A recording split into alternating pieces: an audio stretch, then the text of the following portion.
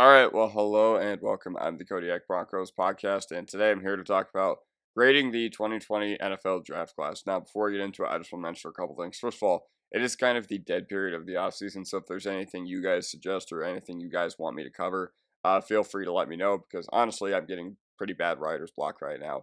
But either way, so this is just basically what I feel about every draft class. Come back to the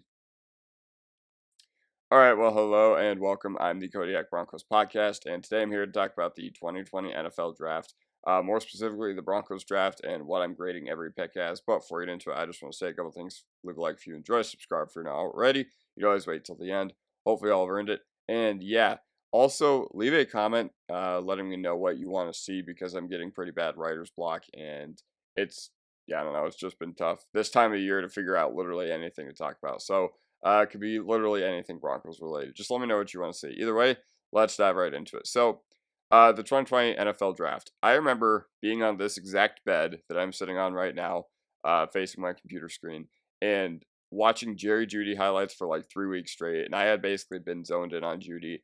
And when we drafted Jerry Jeudy, I have never, ever, ever been more hyped for a Broncos draft pick. So, yeah, that's just basically where I was at with Jeudy. I was really high on him as a prospect. I think part of it is in those way too early 2020 mock drafts. Jeudy was always like a second or third overall pick behind Tua Tagovailoa. Obviously, there were some guys who had crazy rises that year, like Andrew Thomas, like Joe Burrow as well had an insane rise. But Jerry Jeudy, he was somebody that as the draft process went along, I think people got a little bit lower and lower on, but everything about the prospect is something I really liked. You know, it's valid to say that you think CeeDee Lamb was better because that was legit discussion back then, but you drafted Jeudy to be on par with the CeeDee Lambs, the Justin Jeffersons of the world, and he just never reached that level.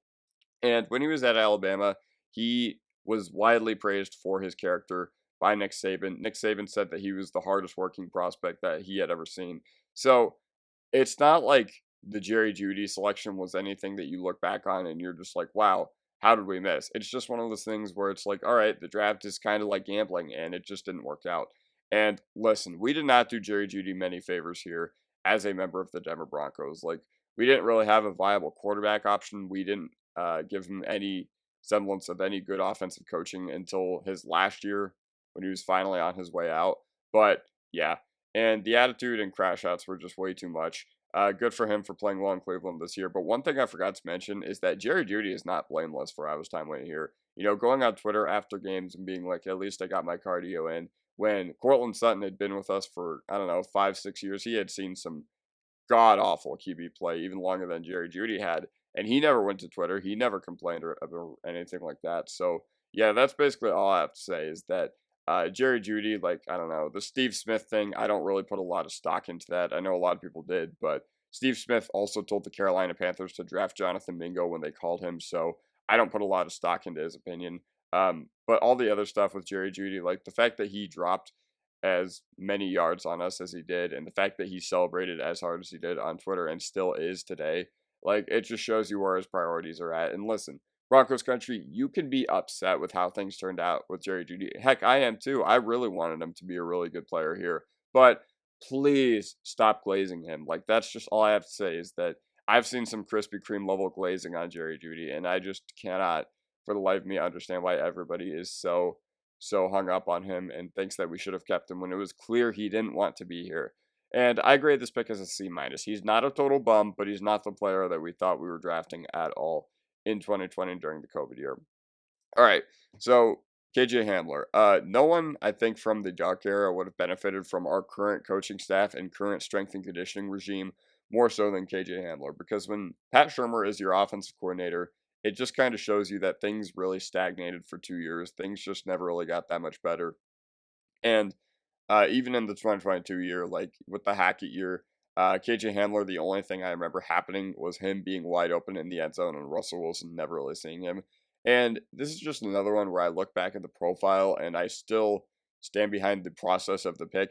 Granted, if there is one thing you could say, it's that maybe he just didn't have enough size to be uh, a true difference maker in the NFL and considered a good pick in the early to mid second round, especially with how loaded that entire second round was. But listen, uh, with him, I thought the college production was great. I thought the fact that he produced as well as he did as a true freshman at Penn State, or not even as a true freshman, but when he finally got his first year starting at Penn State, the fact that he produced as well as he did and only got better in his second year, that was basically, for me, a big sign that I thought KJ Hamler was going to take over the NFL because he played at Penn State. He played in a very competitive Big Ten. So everything around KJ Hamler made me believe that he could have gone nuclear in the NFL. And I guess if there is one caveat, you could say that maybe his route running wasn't fully developed. But I guess Marvin Mims is kind of what KJ Hamler's trajectory would have looked like if he had competent coaching. And obviously, that's not fair to compare Mims to KJ because Mims has been a two-time All-Pro special teams returner, and KJ Hamler did not reach that level as well. But he had some nice flashes every now and then. Like I remember some deep balls we hit against Carolina his rookie year with Drew Lock, and he just never got momentum because he just never developed because of the coaching and the injuries as well. But the fact that he never succeeded here after leaving us, it just made me think that there was never a lot there to begin with. And yeah, I don't know. The odds were stacked against him from the start as far as like size and whatever. But as far as draft capital, I mean, you used an early second round pick on him. So, he kind of had the opportunity to succeed and just never really got going. And this is not his fault. Like, it is not his fault the way anything transpired. It's not one person in particular's fault. I guess actually it kind of is Elway's fault for employing the Landau regime and deciding to fire Scangarello in favor of Pat Shermer. But it's a results based industry. This is the NFL. We can't look at KJ Hamler and look at what he could have been had things turned out differently. It's a what did happen sort of league.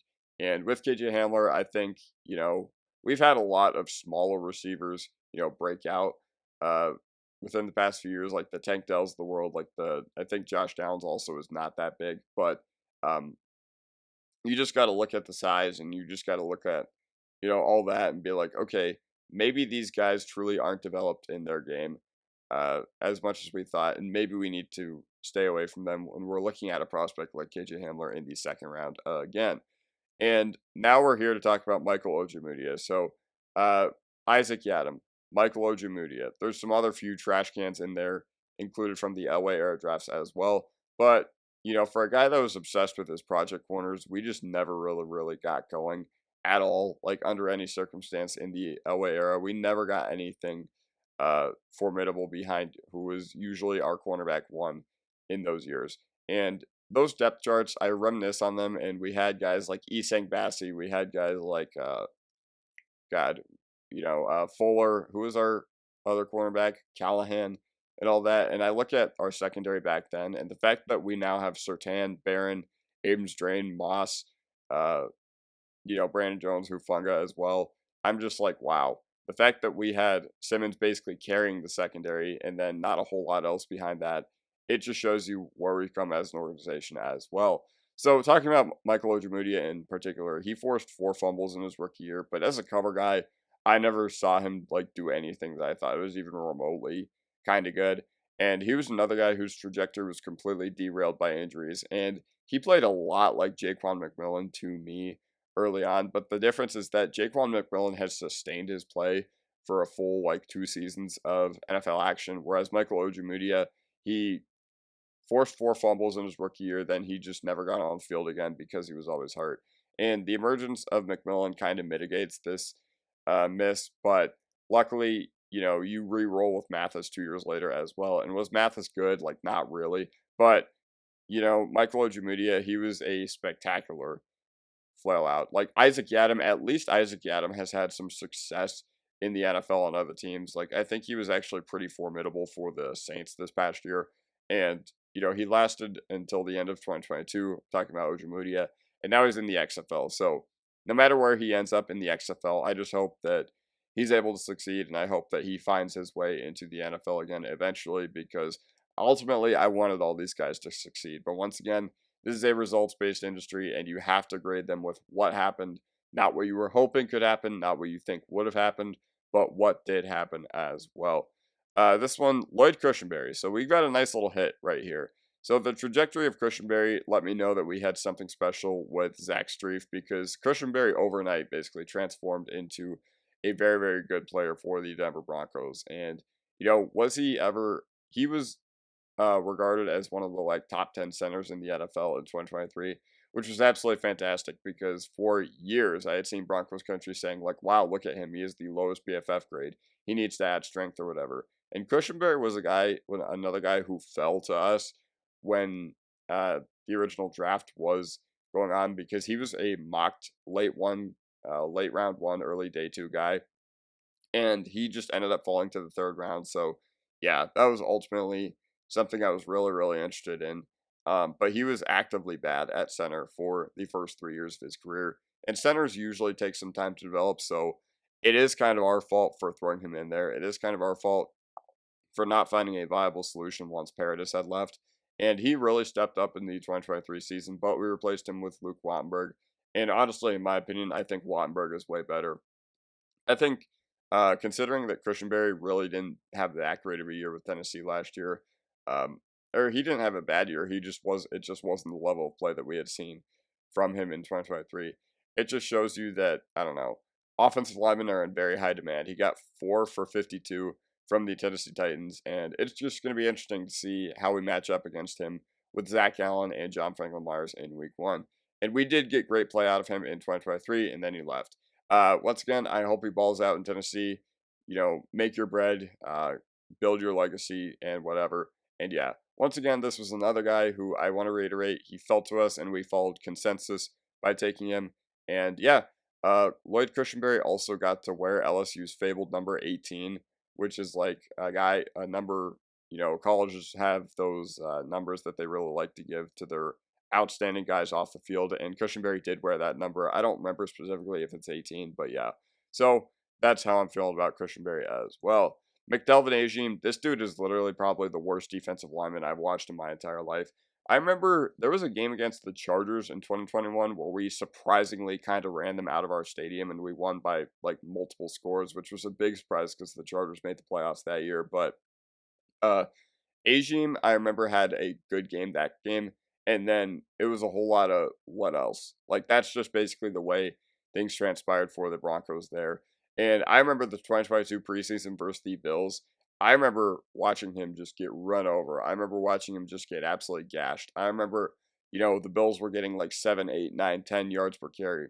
And I guess that was a preview to what our playoff game would be like against them 3 years later. But regardless, I just remember seeing him get absolutely run over that day by second string offensive linemen and running backs, and I was just like, all right, this dude is not going to make the team.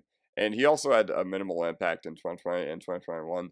It makes me think that there was nothing there to begin with. And the reason that he got drafted was my hope for him was to be our best interior defensive lineman since Malik Jackson.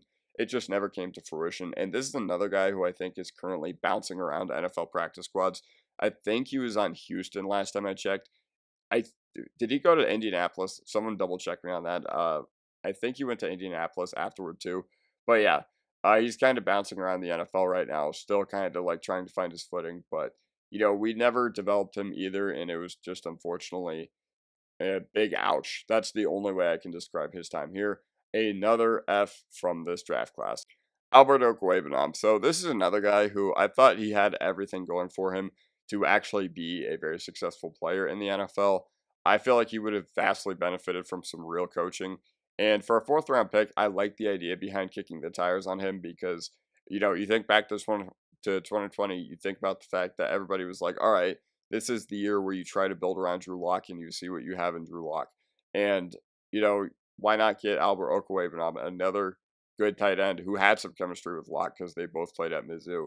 And the flashes were there for Albert Okwuegbunam. Like, he had a 64-yard catch and run against the Eagles in the 2021 season. But he was a liability as a blocker. Like, I remember the 2022 or 2021 very last game against the Kansas City Chiefs.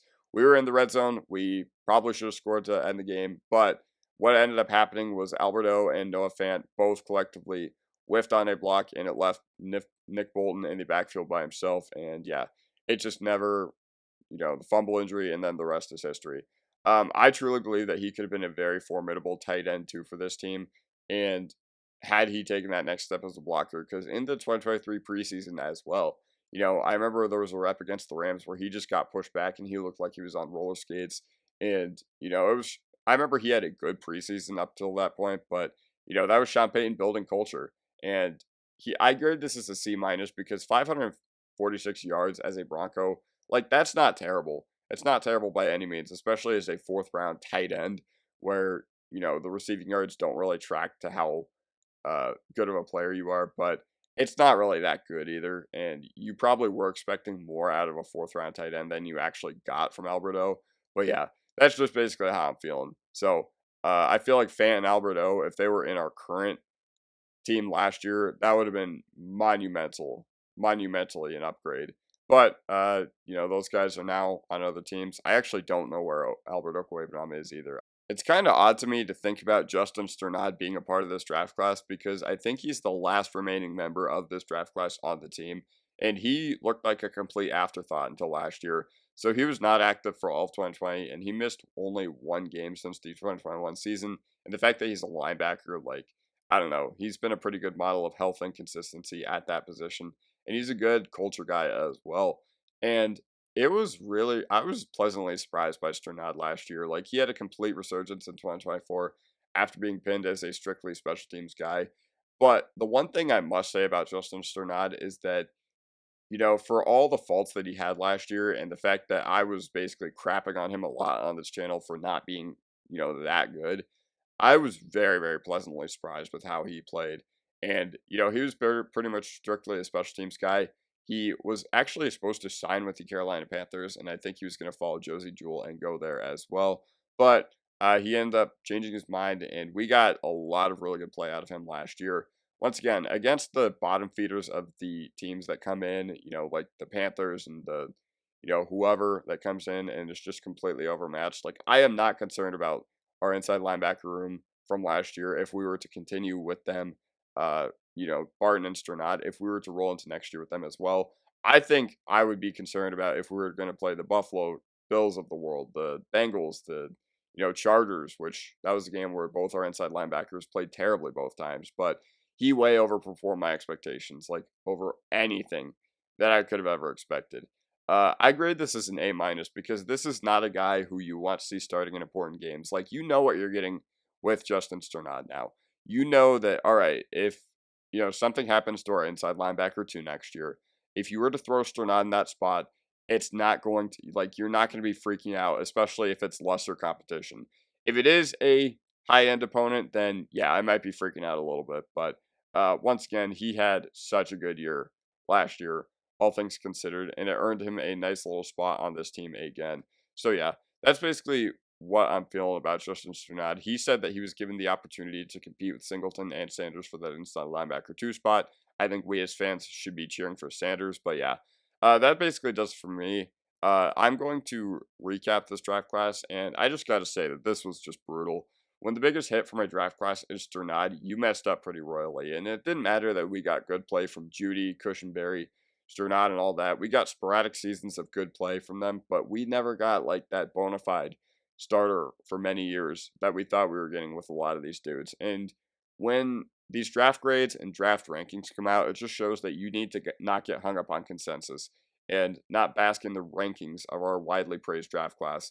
And a lot of people had said at the time that, wow, look at the Broncos. They're trying to catch up to the Kansas City Chiefs. Like, go watch the Brett Coleman video from 5 years ago where he talks about the Jets, Browns, and Broncos having the best 2020 draft classes. He said that the Broncos by far had the best one. And yeah, I just got to grade this as a resounding F. Once again, results-based industry, that's all you can do. And, imagine what this team could have looked like had we actually hit on some of these picks. Because in my opinion, we're still feeling the effects of, trading for Russ Wilson and Sean Payton, but not having a lot of sustained success in the draft from the Elway years as well. So that basically does it for me. Let me know what you guys think in the comment section down below, and I'll see you guys next time. I salute.